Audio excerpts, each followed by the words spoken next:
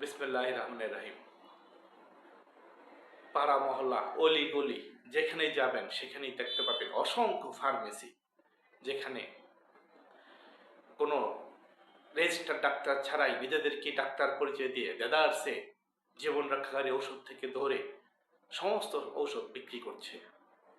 এতে যেমন সাধারণ রোগীরা সহজে ওষুধ পাচ্ছে, কিন্তু এর চেয়ে ভয়ঙ্কর জিনিস হলো এই সমস্ত ফার্মেসি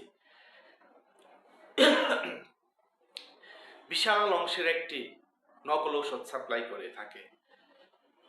গ্রাহকরা প্রতারিত হচ্ছে, ঔষধে কোনো কাজ হয় না। পাশাপাশি অ্যান্টিবায়োটিক দেদারসে বিক্রির মাধ্যমে মানুষের রোগ প্রতিরোধ ক্ষমতা কমিয়ে দিচ্ছে।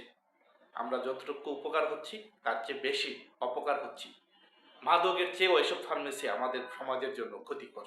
ধন্যবাদ সবাইকে।